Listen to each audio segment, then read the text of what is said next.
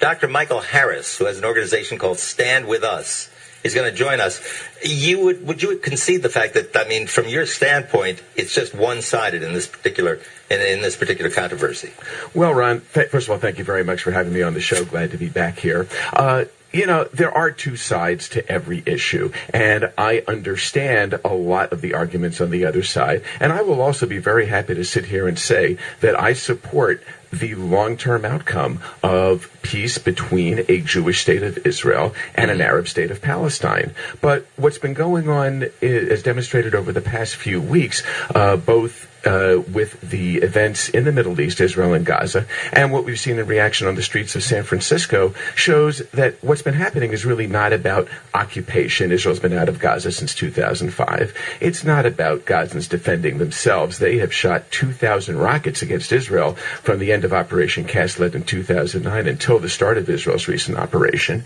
And most importantly, and most sadly, what the recent violence is not about a Palestinian state, at least not one that would live in peace and mutual recognition alongside a Jewish state of Israel. Yeah, I must concede. To me, it is very difficult to negotiate with somebody who does not even acknowledge your existence or whose desire is to wipe you from the face of the earth. But that said, you mentioned San Francisco. It doesn't seem, for a liberal town, it does not seem to be very supportive of Israel in general. Or am I looking at that the wrong way? No, unfortunately, you're looking at it the right way. There's a political institute, think tank in Tel Aviv called the Reut Institute, and they identified 5 hubs of delegitimization around the world: London, Brussels, Madrid, Toronto, and the San Francisco Bay Area. So this really is a hotspot for anti-Israel activism in the country. And why is that? I mean, from a percentage standpoint, do we have more people from that ethnicity here, or why?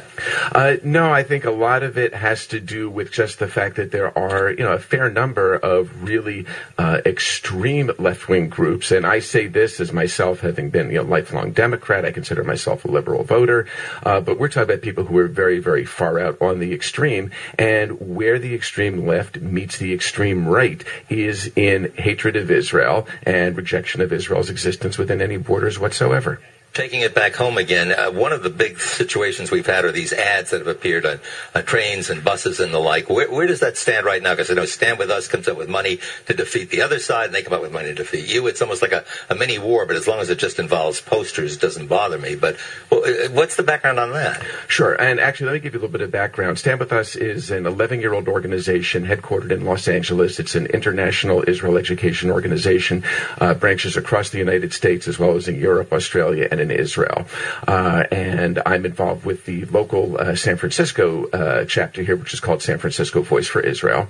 And as far as the bus ads, we have not sought to have public transit be a forum for the battle for public opinion. Our ads have gone up on public transit only in response to ads put up by anti-Israel groups such as Jewish Voice for Peace and American Muslims for Palestine.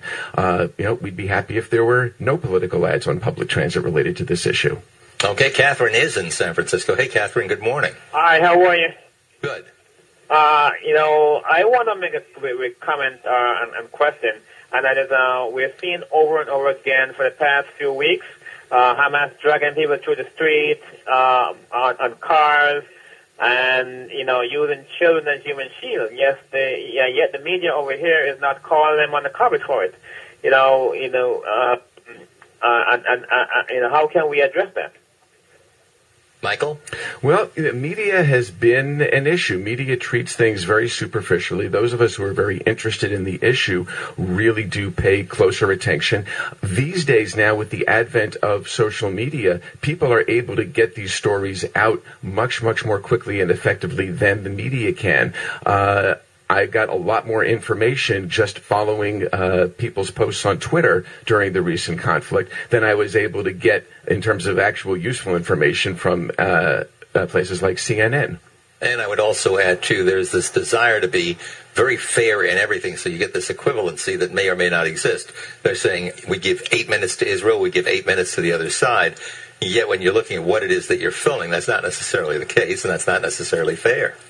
Absolutely. And there really is not a moral equivalency between the actions of Hamas and the actions of Israel in defending itself. No country is obligated to accept rockets launched at its civilians on a daily basis. And every single one of these rockets that Hamas was launching was actually a double war crime.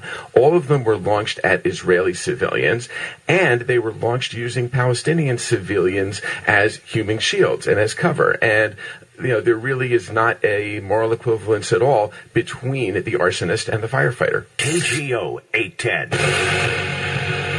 Ron Owens, KGO Radio. Dr. Michael Harris's group is Stand With Us. It's a pro-Israel group. He's been very, very clear in what he believes and what he says. 808-0810 for your questions. Let's go to Len, calling from Sebastopol. Good morning.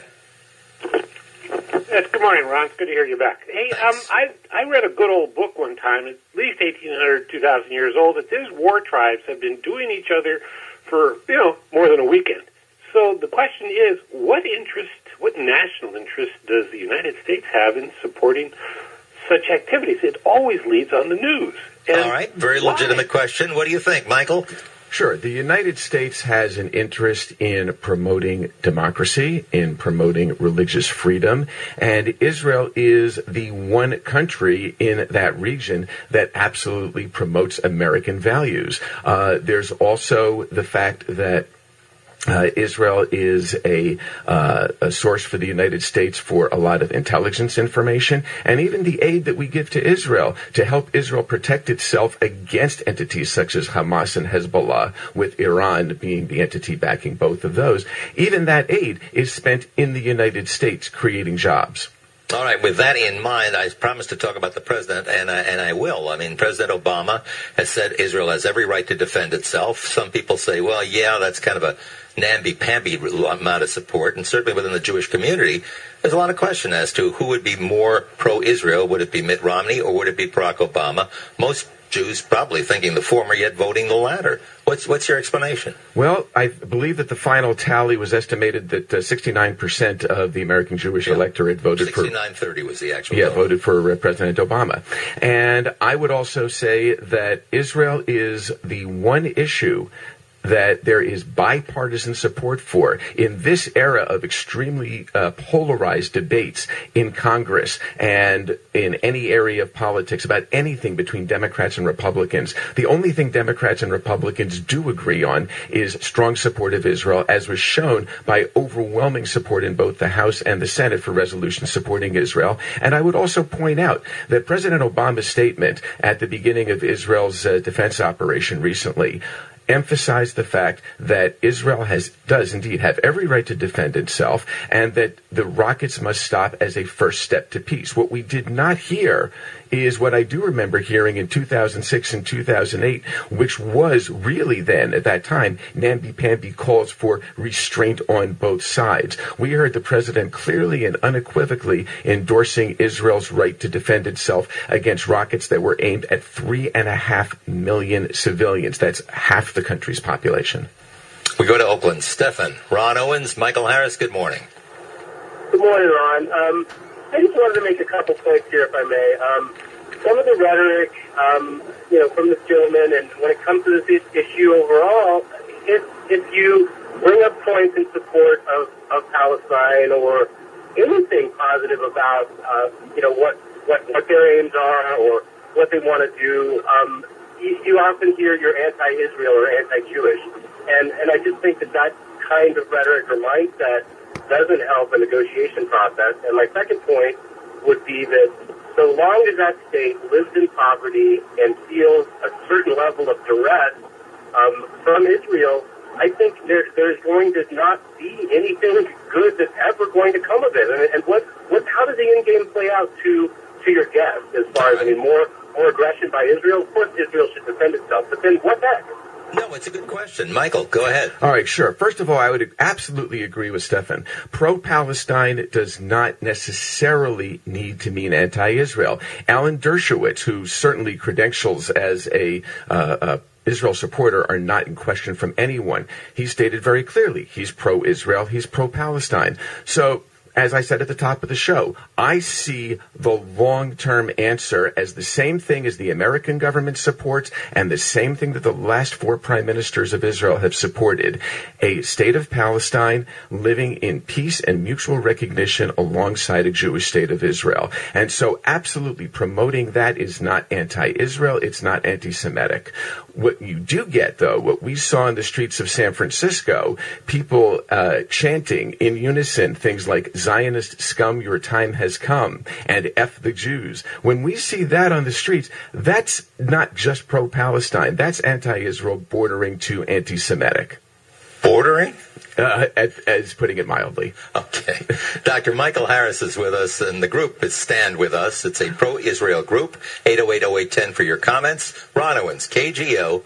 From your perspective, how did we get here? I mean, start from 1948, but do it in a minute. There's the challenge for you. Okay. The big problem was really in 1947 when the United Nations voted to endorse partition of the British Mandate of Palestine into 2 states, one Jewish, specified as a Jewish state, and one Arab. The Jews accepted it. The Arabs did not, and launched a war of attempted genocide. They failed.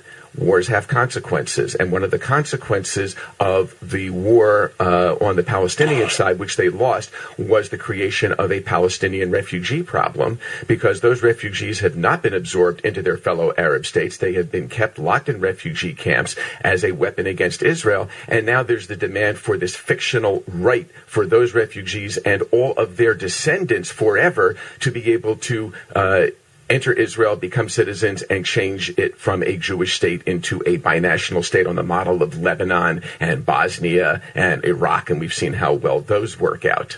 Let's talk to Amy then in American Canyon. Ron Owens, Michael Harris, good morning. Hi.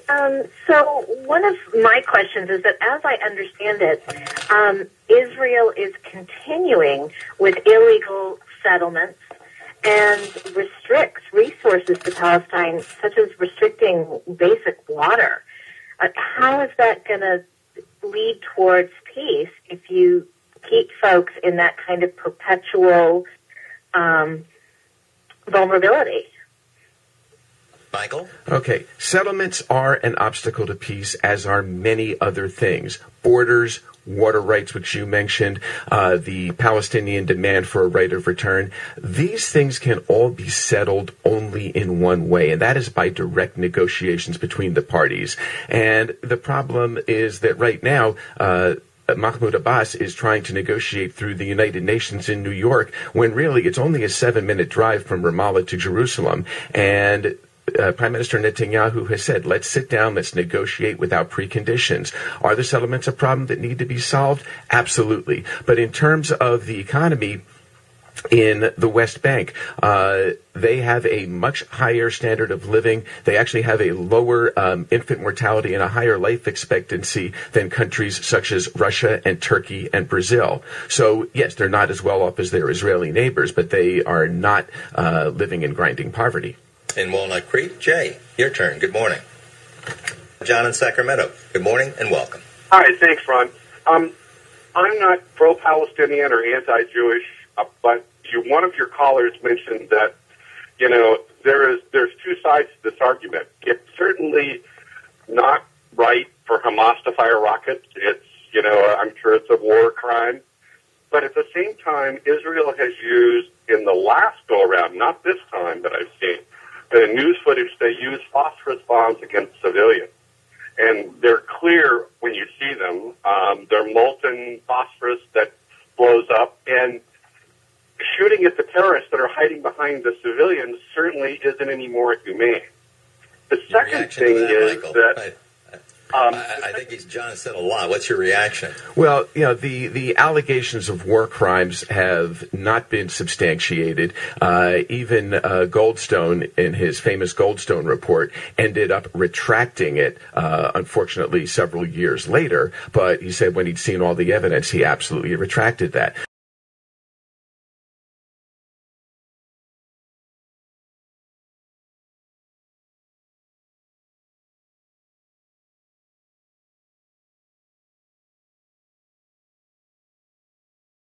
But let's look at the main problem here. The main problem is that Hamas is using Palestinian civilians as human shields, and Israel has the right and the obligation to protect its citizens.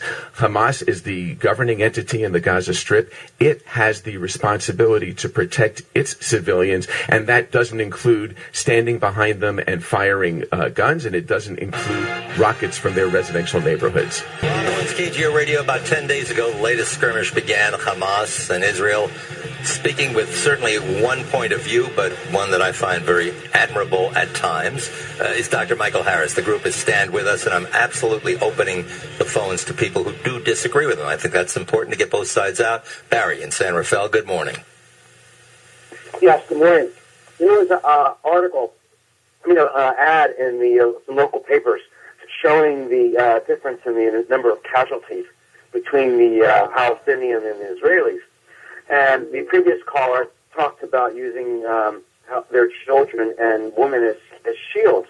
But the issue is, to me, is how the media has been failed to explain, or these so-called progressives have failed to understand the difference between the two sides, and trying to show there's such a discrepancy in the deaths.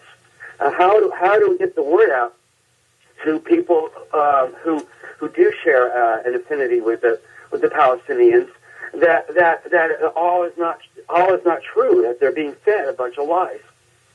Michael, certainly in your corner. Yeah, thank you. Thanks for the call, Barry.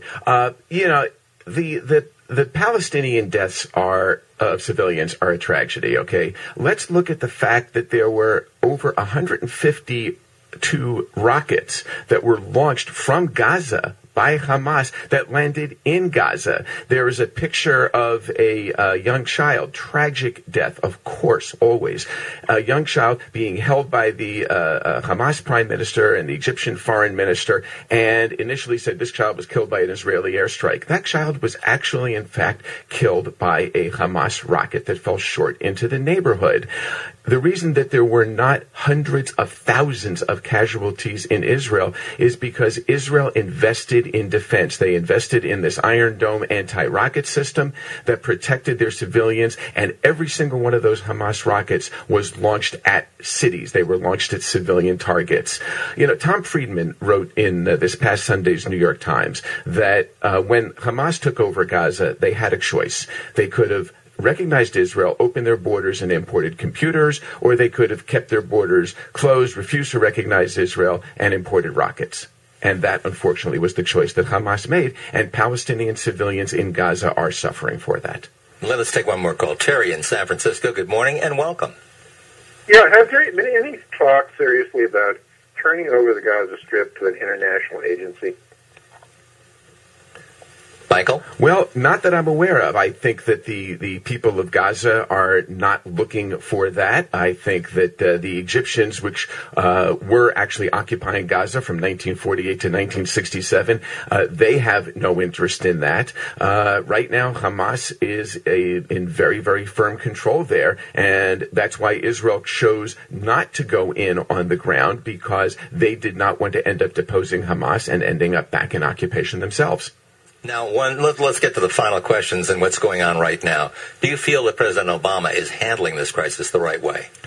Speaking for myself, absolutely. And again, there are many, many things going on behind the scenes that we don't know about, but I would say that President Obama's outstanding declarations of support for Israel's right of self-defense were quite welcome.